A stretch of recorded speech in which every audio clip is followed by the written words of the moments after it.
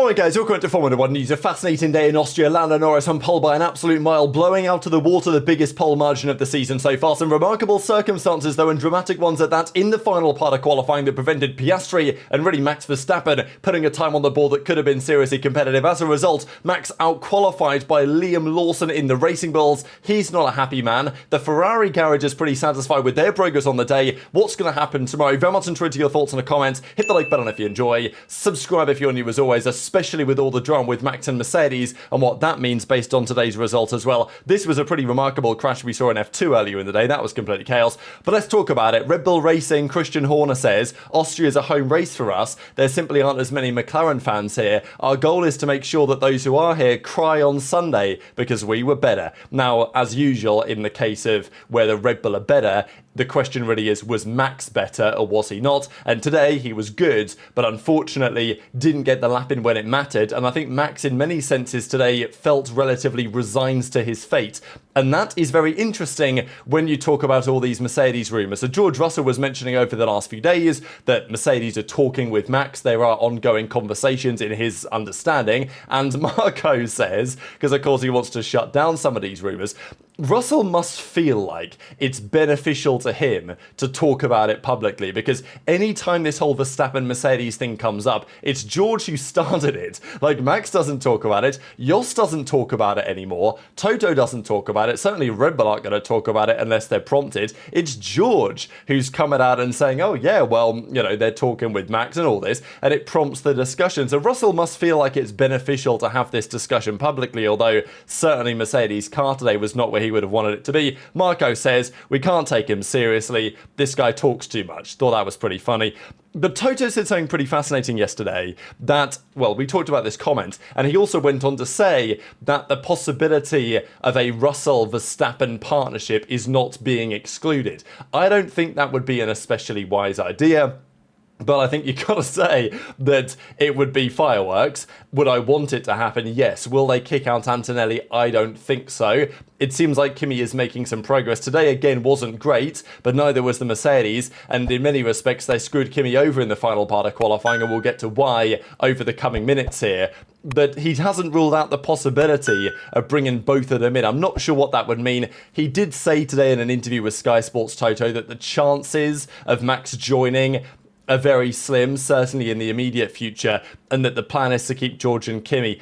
My opinion on it is that I think Toto is considering what it means for the future of George's contract, as in, I think he's going to extend George. I would personally be surprised if he doesn't, but if he does, what type of deal does he give him? And I think that's the question with what Max wants to do, what Max's plans are for next year, because I think Toto will extend George Russell. That's just my opinion, but I don't expect him to give Russell a 3-year deal, right? I expect him to give Russell maybe a 1+1 or something to that extent, and effectively leave the door open for Max Verstappen potentially for a year like 2027, as and when Mercedes may prove they're the best team. I also think for Max, do you want to go to Mercedes and sign? Because, you know, if he wants to leave and go to Merc, which maybe he does, I would definitely do that if I was in his position rather than Red Bull if I got the choice.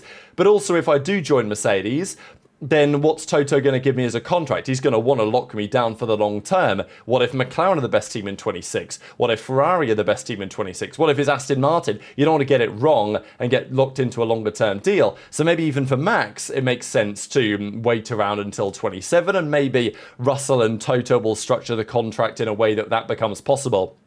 Max was asked about it and says, I don't have much to add to what Russell among others have said. The more I say about it, the more it will be discussed in the media, and I don't want to have that at all. So obviously we're going to talk about it, Max. Unlucky, you tried, but you know, that was pretty much where it left for the day. And he says, yeah, I don't have much more to add to that. I certainly don't want it to be talked about more. I determine my own future, which is potentially quite a telling statement in terms of what and which team Max Verstappen may choose to go to.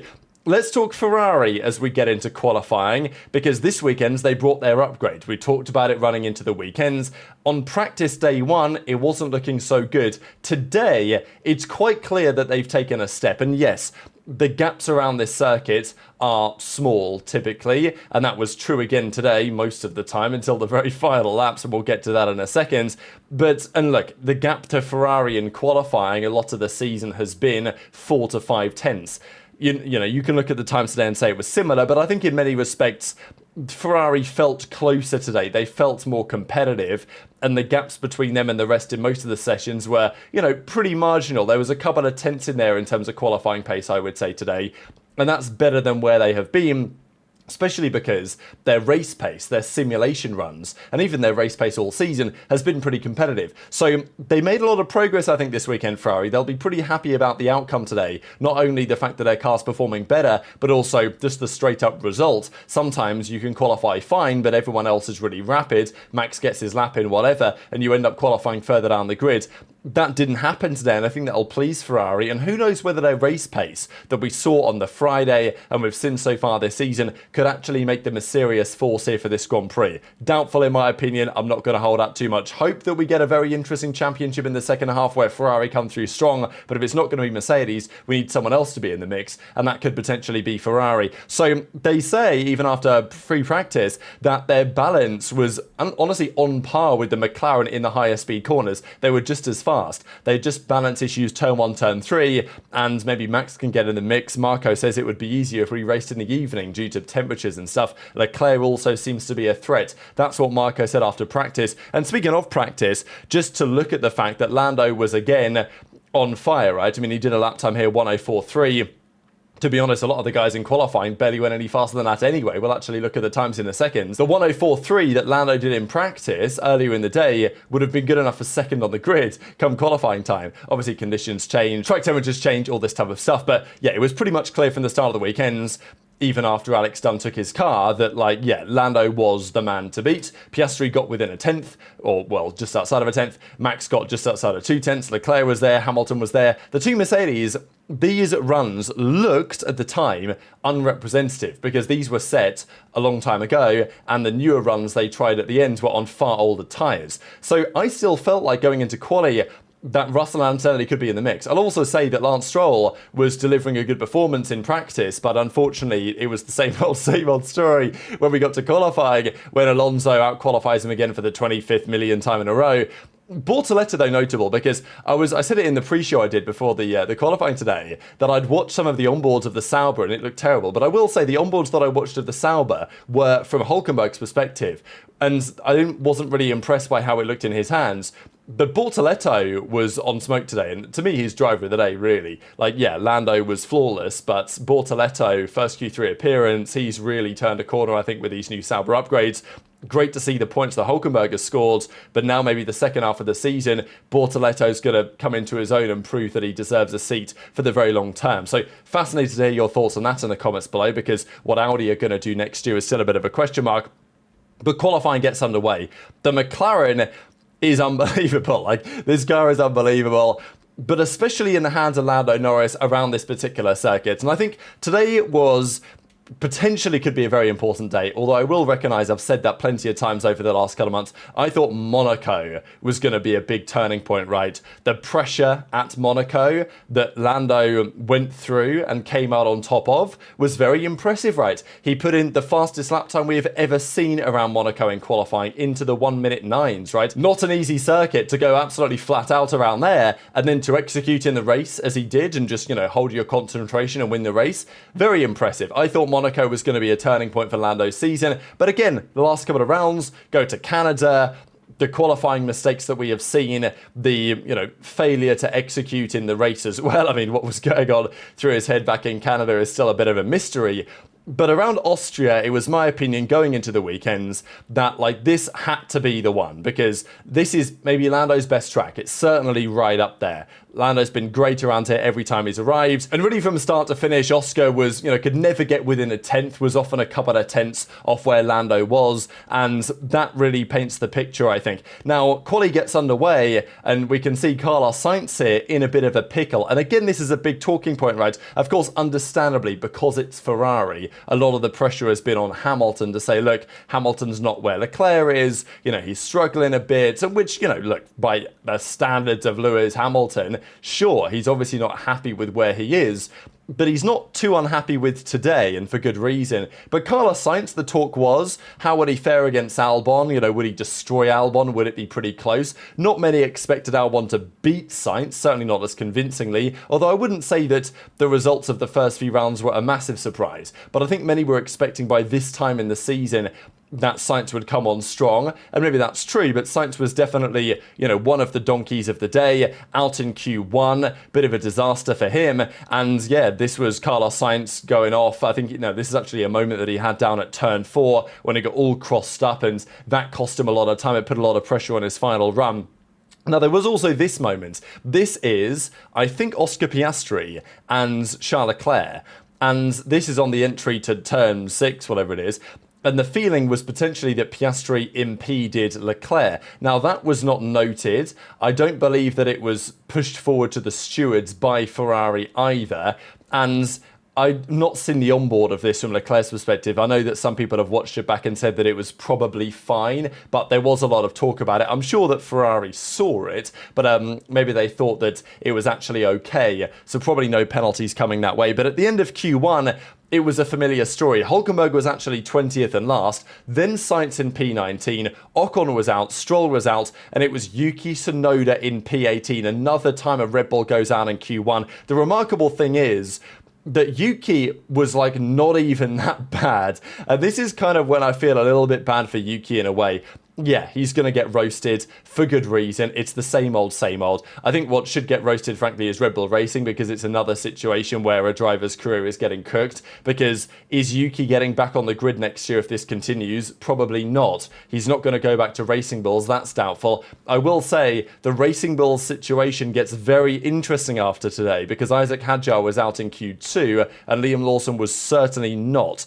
Now, look, it's one weekend where Lawson's outperformed Hadjar. We've not had many this season. But I think Lawson knows, coming into this weekend especially, his job is very much on the line if he doesn't turn it around. And that's exactly what he managed to do today. So, but the thing is, if you're Yuki, you're not probably getting dropped back down to that team. The question for Yuki is, okay, does he keep the Red Bull seat or does he not? And if he doesn't, he's got to find another drive, and that's probably going to be a challenge. So Yuki was only a couple of tenths off Max, but that couple of tenths was P6 to P18, and you're not seeing that many places. You're not seeing that throughout the majority of Formula One history. Even just a few years ago, a couple of tenths would not be this type of gap. I mean, back in the day, getting into Q3 was a matter of being within a second and a half sometimes of, the guy in P1. Nowadays, it's very much not like that at all. So I think that's why for Yuki, no, I'm not trying to defend him too much, but I do feel like, is he better than Lawson was in the Red Bull? Possibly. I don't know. Lawson was half a second off. Yuki has usually been within half a second. So I think by some metrics, Yuki might be better than Lawson was. He might be better than Perez was. But just due to the circumstances of things right now in F1, he still looks terrible. And at the end of the day, if you're not scoring points, who cares, right? Who cares if you're within a couple of, tenths or whatever, if you're still not scoring any points? That's fair enough. Feel bad for Yuki, as he says, didn't have any grip at all. But the thing is, it wasn't just Yuki saying had no grip. It was the same story for Max Verstappen. We'll get to that in a second. But over the last few rounds, P20, P12, P20, P11, P18, it's not been great in recent time for sure. Yuki says the balance was completely off. The first push wasn't bad. The second push, balance was completely different. Hard to explain. So, just Red Bull things, just Pirelli tyre things. Stroll goes out qualifies Lance for a 23rd time in a row. So, it is what it is. But Q2 gets underway and Liam Lawson went P1 for a time. 105.2 he put in. Hadjar was a couple of tenths further down than that. I mean, Leclerc was in the mix as well. We saw the Mercedes though, and I think the conversation will switch to them to some degree because Mercedes, Again, it's a classic, isn't it? They turn up in Canada, they win, they get it on pole, they win emphatically during the Grand Prix. Russell looks pretty untouchable. Antonelli scored a phenomenal podium. Today in Austria, yes, it's hotter. The car maybe doesn't suit this type of layout quite as well, but it's not been a bad hunting ground for Mercedes in recent years. It's not been great, but they've at least shown some promise here on a few occasions. Last year, Russell won around this circuit, but again, they were pretty much nowhere to be found, getting cooked by Bortoleto, getting cooked by Lawson. Again, in Q2, Piastri 104.5, Lando 104.4. 10th and a half up. We saw that pretty much all weekends. The Ferraris, though, were starting to go stronger. This was Verstappen on the radio saying, I don't even know what to say. I've got no grip, low speed, medium speed, high speed. Like, I cannot give you any feedback on that. So Max was not happy with the way the car was today, but I felt like in some ways he almost felt a little bit resigned to the result that he eventually had. Hamilton went over the grass heavily towards the end of one of his hot laps here and actually caused a fire. That caused a brief red flag. And, you know, here are the stewards, like, or the marshals looking at it saying, well, I guess we'll just stomp it out, I suppose. And this is Formula 1, baby, the biggest motorsport in the world. There was also an impeding noted between Norris and Leclerc. Now, there was a race director notes today on, because if you guys saw yesterday, Lando passed Verstappen right about here on the inside of the corner, like on the outside of this corner, on the inside of the run down into turn 3. He basically passed Verstappen in a similar way to this, but further down the track. Now, this is actually Leclerc. So Leclerc came up behind Lando, got very close to him, looking for a bit of a slipstream, then pulled out to the side. I think there was maybe some notes on which way you have to yield in that position after the Max issue the day before, and I think that's maybe why the impeding situation was brought up. I don't believe anything will come of it, but just something to keep in mind. But Q2 comes to an end, and Lawson makes it through to Q3. Hadjar does not, and really the star of the show in many ways, Gabriel Bortoleto, because yes, the Sauber's brought upgrades and they're making some serious progress, and it's a great story. But Bortoleto is doing a killer job right now, and I think it went underrated a little bit at the start of the season. And yeah, Hülkenberg has been the one scoring the points on the Sundays when it matters, but Bortoleto has slowly been creeping in there, and, you know, the pace this weekend has been very good. He's great around Austria historically as well in some of the junior formulas, and I think he's really making a case to be a mainstay in Formula 1 for years to come. So Q2 concludes as we see. The two Alpines were struggling until Gasly put in a great lap to actually make it in the end. Albon was a couple of tenths off where he needed to be, and then again, Lando Norris, like the amount of laps that I saw from Lando this weekend, purple, was just mega. Like, he was metronomic this weekend, and he showed the potential that we all know that Lando has. It's just, as he said on the radio after qualifying, it's nice to see a glimpse of the old me sometimes. I think that's what we get from Lando today, is like, I still believe Lando is the faster of the two McLaren drivers. Is he the more effective of the two McLaren drivers? Absolutely not. And again, even with Piastri having a hard time today, still, he ends up third, right? Like, even with bit of unluck, you know, no luck in his favour, right, in the final part, where he could have ended up maybe second. I think probably Lando's lap time was untouchable, realistically, today. But Q3 gets underway, Lando sticks at P1, and we've not seen this very often, right, when Lando will put in a great banker, right? 104.2, great banker from Lando, and we've not seen too many of them, right? Solid banker, give yourself the confidence to go out there and attack again, because as we saw, even that 104.2 would have been good enough for pole, let alone a 103.9. So Leclerc puts in a good lap to go a couple of tenths down. The Mercedes, as I say, wasn't really anywhere. He was about 6 tenths off. That was on an older set though, so the new sets were coming up with the potential, but then Gasly had a mega moment. He actually did a 720 at the end of the lap on the final corner. I like the fact that track limits are no longer really an issue, because you simply put the gravel there, and that means you get moments like this. But unfortunately for Verstappen and for Piastri, that screwed both of their laps, because Verstappen came around the final couple of corners, had the double waved yellows. He had to back off his lap. His DRS wouldn't work either. Piastri's DRS wouldn't work either, because it was just deactivated because of the Gasly spin. So Piastri's lap was cooked. Max was on a pretty good lap. He was about a tenth and a half down on Norris's time through the first couple of sectors. So, you know, maybe in the last sector he would have lost a bit more time. Let's say that Verstappen ended up 2 tenths off where Norris was. Norris then put 3 tenths on his own lap time. So, like, Max, frankly, was nowhere near pole. He was half a second off pole at best, even with the lap that he was on. But it would have been good enough, potentially, to secure second, third, maybe fourth, something in that kind of ballpark. So, but Max ends up in 7th. And this was the run at the end of qualifying. Lando with just another absolutely untouchable performance. Piastri couldn't do a lap, unfortunately. It would have been great to see how Piastri would have got on. I think he would have got within a couple of tenths because he was there all the weekend. I don't think that Lando's lap was really beatable, but I think that Piastri will be frustrated that he's not at least second because, it's plausible that he gets held up by Leclerc for a fair bit of time, and that could mean that Lando gets to stretch his legs at the front if he can not bottle the start. So that's another question, of course, that people are going to start to answer.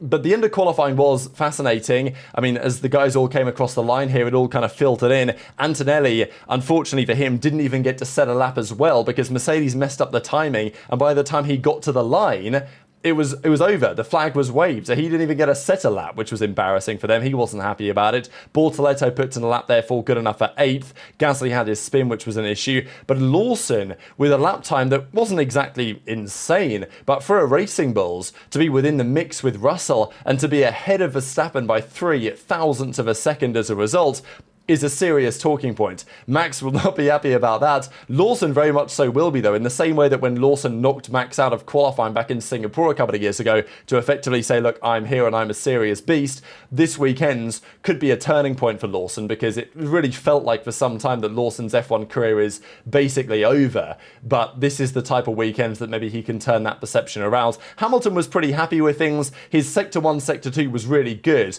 but he made a mistake in the final sector, lost a little bit of time, but still Hamilton won't be too unsatisfied with P4, right in the mix really, and we know that the race pace for Ferrari has looked pretty strong. They don't seem to have the tyre dig issues under temperature that some of the other teams do, notably Mercedes, and again today, getting the tyres to work in these heated conditions seems a bit more of a challenge for the Mercedes. Max says, unfortunate, not sure would have done much better anyway. I mean, look, he definitely would have been better than 7th, maybe he wouldn't have been much better than 3rd or 4th, but at the end of the day, as Max seems to be somewhat resigned to his fate. Max after quali says maybe could have been 3rd until the yellow flag, but at the end it's not even that disappointing because we were miles off pole. So it really feels like Max is recognising that, this Red Bull is not going to be good enough to compete for the championship, and it feels like it's a major dent because we know how good Max is around here. We know his record around here, and he was nowhere near today being able to have a car that was able to compete. And obviously his teammate is always out in Q1, so that tells you what you need to know. Max also went on to quite simply say the entire qualifying went awful. It was so difficult, no balance in the car, in no corners. It was not pleasant to drive. So sometimes between Friday and Saturday, Red Bull put it together. Clearly not the case this weekend. You can tell from Max's face. On one hand, he's frustrated about things. Other hand, he probably recognises what's happening here. But I think it says a lot about his current belief in that Red Bull situation and his current feelings about potentially joining another team next year. So, Max, at times accepting, at times rather furious about the way that things went today. Ferrari, though, pretty happy about things. The floor performs better. It started to open the usage window in qualifying, they've talked about as well. Norris was on a different planet, he was untouchable. The Mercedes weren't very happy because Kimi missed the flag. Toto was on the radio, I think, to apologise about that. But at the end of the qualifying session, 5 tenths, we've not seen that gap this year. And I know that it's obviously a little bit manipulated by the fact that Piastri couldn't complete his lap. But even Max, if he had done his lap, it would have been in a similar ballpark. Norris was on a different planet today, and I'm hoping that he really takes some confidence with today. It feels like he should. I mean, he obviously should. It feels like he will. The Piastri, again, super ice cold, finishes quali and is like, I'm not intending to finish 3rd tomorrow, obviously. I will be giving it a very good go. And again, if Piastri does win this championship, I will keep saying it, that it's days like today where he wins the championship, right? Because he, even with a difficult day, pretty unlucky, wasn't on the pace of Lando, still ends up 3rd. Still puts him right in the mix tomorrow to, probably overtake Leclerc at some point, maybe at the start, who knows, and then capitalise from there. So, look, Lando will be the favourite for tomorrow. The race around here is typically won from the first couple of rows, as you'd expect, obviously. Max down in 7th, behind Liam Lawson, Bortoleto in 8th. Pretty crazy grid we have on our hands tomorrow, and very much into your thoughts on all of this stuff, especially what it means for Max, I think, in the comments section below. Hit the like button if you enjoyed, subscribe if you're new, take care, and I'll see you next time.